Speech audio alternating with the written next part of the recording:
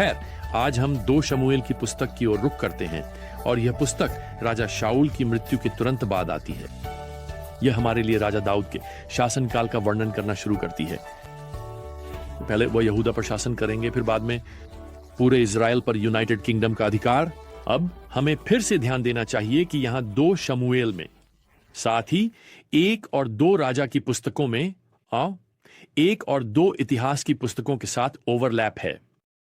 ये पुस्तकें उसी ऐतिहासिक काल को कवर करती हैं।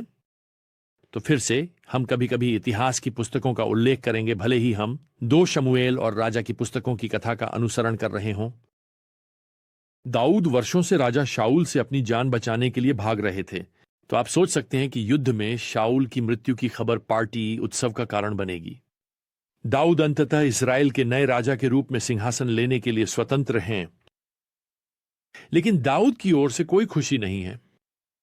वास्तव में एक अमालेकीत जिकलाग में आता है, जहां दाऊद अभी भी रह रहे हैं, और रिपोर्ट करता है कि वह युद्ध के मैदान से आया है। तो यहां 2 शमूएल 20 और पद 4 में वह दाऊद से कहता है, लोग युद्ध से भाग गए और साथ ही कई लोग गिर गए और मर गए हैं, और शाऊल और उसका पुत्र योनातन भी मर चुके हैं। खैर, फिर वह यहां दावा करता है कि वह युद्ध के मैदान में शाऊल से मिला, जो गंभीर रूप से घायल था। शाऊल ने उससे उसे मार डालने की भीख मांगी। वह यहां पद 10 में कहता है कि उसने सहमति दी, क्योंकि शाऊल के जीवित रहने की कोई उम्मीद नहीं दिख रही थी। और फिर वह आदमी दाऊद को शाऊल का मुकुट और शाही कंगन सबूत के रूप में दिखाता है। अब यह स्पष्ट है कि यह आदमी यहां पीठ थपथपाने और एक सुंदर इनाम की उम्मीद कर रहा है। लेकिन दाऊद उसे और शायद बाकी सभी को चौंका देता है, उसे प्रभु के अभिषिक्त को मारने के लिए फांसी देकर। इसके अलावा पद 12 हमें बताता है कि दाऊद और उसके लोग शोक मनाते और रोते हैं, और शाम तक शाऊल और उसके पुत्र योनातन और प्रभु के सभी लोगों के लिए उपवास किया, क्योंकि वे तलवार से मारे गए थे। यहां कोई उत्सव नहीं है। अब यहां पद 19 में और अध्याय के बाकी हिस्से में हम एक विलाप गीत पढ़ते हैं। दाऊद ने इसे स्वयं रचा है। यह शाऊल और योनातन की हानि पर उसकी पीड़ा को व्यक्त करता है, और यह इस पुनरावृत्ति को जारी रखता है। कैसे शक्तिशाली गिर गए हैं, कैसे शक्तिशाली गिर गए हैं। पहला पद्यांश कहने का मतलब पद 19 से 24 तक है, और दाऊद के गीत यहां राजा शाऊल और उसके पुत्र योनातन पर केंद्रित हैं, और दाऊद इस बात से पीड़ित है कि फिलिस्तीनी उनकी मृत्यु पर गर्व करेंगे। दाऊद यहां पद 22 में शाऊल और योनातन की सैन्य कौशल का वर्णन करते हैं। कहते हैं, योनातन की धनुष पीछे नहीं मुड़ी और शाऊल की तलवार खाली नहीं लौटी। दूसरे शब्दों में वह जानता है कि वे इस युद्ध में भी अंत तक लड़ते रहते। इस गीत के अंतिम 3 पद्य योनातन पर केंद्रित हैं, जिन्हें दाऊद सबसे वफादार, निष्ठावान और प्रेमपूर्ण व्यक्ति के रूप में वर्णित करते हैं जिन्हें उन्होंने कभी जाना है। और मुझे बताने दीजिए, यहां जो मुझे चकित करता है वह है दाऊद का दृष्टिकोण। मैं उम्मीद करता कि वह अपने सबसे अच्छे दोस्त राजा के पुत्र के खोने पर शोक व्यक्त करेगा, लेकिन राजा शाऊल के लिए शोक करना, खैर वह एक अलग बात है। यह वही व्यक्ति था जिसने लगातार, आप जानते हैं, उसका पीछा किया, उसे बदनाम किया और उसे मारने की कोशिश की। तो यह गीत मेरे लिए यह दर्शाता है कि दाऊद वास्तव में परमेश्वर के मन के अनुसार व्यक्ति है। वह समझता था कि परमेश्वर के पास शाऊल को राजा बनाने के कारण थे। दाऊद ने कभी शाऊल की बुराई का बदला बुराई से नहीं दिया, और उसने सम्मान किया। उसने प्रभु के समय का इंतजार किया। उसने उस सिंहासन को हड़पने की कोशिश नहीं की जिसे परमेश्वर ने उसे वादा किया था। वर्षों भले उसका होगा। वैसे यहां हमारे प्रभु की एक महान तस्वीर है। उसने बुराई का बदला बुराई से नहीं दिया। बुराई के लिए उसने मानव जाति द्वारा दी गई पीड़ा को सहा, भले ही वह जानता था कि ब्रह्मांड का सिंहासन पहले से ही वादा किया गया था। यह पहले से ही उसका था। नीति वचन 24:17 कहता है, जब तुम्हारा शत्रु गिरे तो आनंदित मत हो, जब वह ठोकर खाए तो तुम्हारा हृदय प्रसन्न न हो। ये एक धर्मी विश्वासी का दृष्टिकोण है और दाऊद इसे हम सभी के लिए प्रस्तुत करता है। अब जब इज़राइल का सिंहासन खाली है तो कोई शक्ति की तलाश में अपनी चाल चलने वाला है।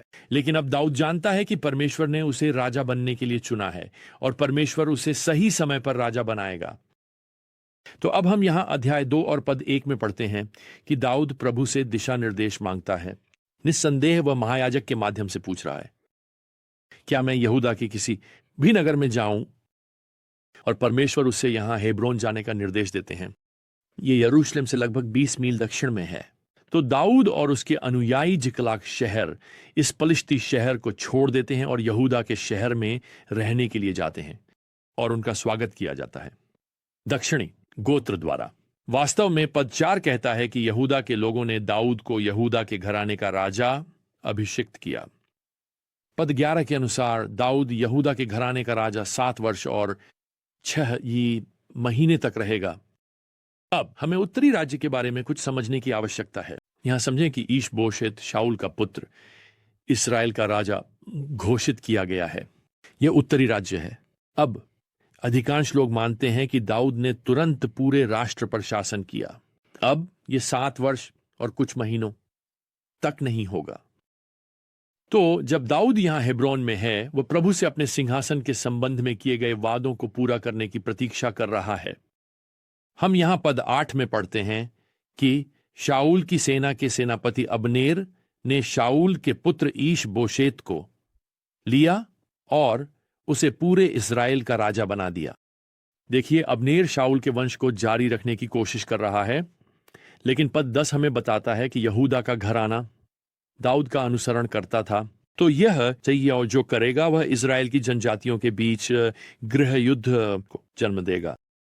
अब्नेर अपनी सेना के एक दल को दाऊद के लोगों का सामना करने के लिए ले जाता है। दाऊद के सैनिकों का नेतृत्व योआब नामक व्यक्ति करता है। पद 13 हमें बताता है कि वे गिबोन के तालाब के पास मिलते हैं, यहां यरूशलेम शहर के उत्तर पश्चिम में। यहां एक बड़ा तालाब है जो चट्टान में काटा गया है और वैसे यह अभी भी वहां है। अब आपके पास ये 2 सेनाएं इस तालाब के विपरीत किनारों पर एक दूसरे का सामना कर रही हैं और अब्नेर अपने 12 सैनिकों और दाऊद के 12 सैनिकों के बीच हाथ से हाथ की लड़ाई का प्रस्ताव करता है। लेकिन इस प्रतियोगिता में कोई विजेता नहीं होता क्योंकि सभी प्रतिभागी अंत में मर जाते हैं। तो फिर एक भयंकर युद्ध होता है और दाऊद के लोग बढ़त हासिल करते हैं और वे अब्नेर की सेना को भागने पर मजबूर कर देते हैं। जब सब कुछ खत्म हो जाता है तो पद 31 बताता है कि इस संघर्ष में दाऊद के 20 लोग मारे जाते हैं और अब्नेर के 360 लोग मारे जाते हैं। अब प्रिय, यहां दुखद वास्तविकता यह है कि इज़राइल यही है। वे कई वर्षों से पलिश्तियों से लड़ रहे हैं, लेकिन अब वे एक दूसरे से लड़ रहे हैं और पलिश्ती जो अभी भी इस क्षेत्र में प्रभुत्व रखते हैं, वे निश्चित रूप से यह सब बुरी खुशी के साथ देख रहे होंगे। अब दाऊद यहां पूरे राष्ट्र का राजा बनने के लिए जोर नहीं दे रहा है। वह बस प्रभु की प्रतीक्षा कर रहा है और दूसरों की क्रियाओं का जवाब दे रहा है। दूसरी ओर अब्नेर और ईश-बोशेत, खैर, वे शक्ति और पद की तलाश कर रहे हैं। वास्तव में मुझे लगता है कि इस समय अधिकांश इजरायली उनकी ही अनुसरण करना चाहेंगे। वे शाऊल के घराने का अनुसरण करना चाहेंगे बजाय दाऊद जैसे राजा का जिसका हृदय परमेश्वर के पीछे है। यहां तक कि आज के ईसाइयों में भी हम कई ऐसे पाते हैं जो पद और शक्ति की लालसा रखते हैं। वे एक दूसरे पर बढ़त पाने के लिए कुछ भी करेंगे।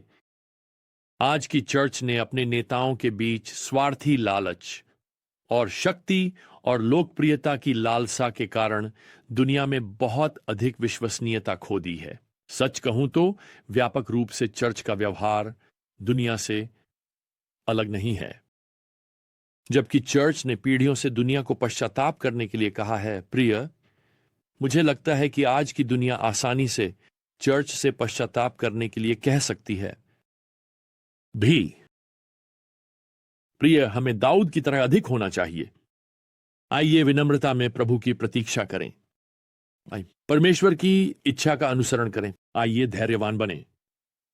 आइए अनदेखा किए जाने के लिए तैयार रहें और शायद यहां तक कि अप्रशंसित भी, लेकिन आइए अपने कार्य में लगे रहें। उन्होंने हमें जो कुछ भी दिया है वह इसलिए है क्योंकि हम उनका प्रतिनिधित्व करते हैं। सच कहूं तो हमें पता है कि क्या आने वाला है।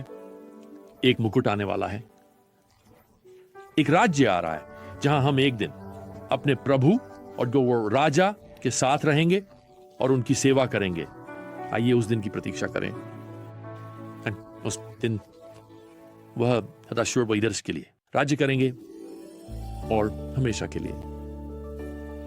खैर, अगली बार तक प्रभु यीशु मसीह की कृपा और परमेश्वर का प्रेम और पवित्र आत्मा की संगति आप सभी के साथ हो। आमीन।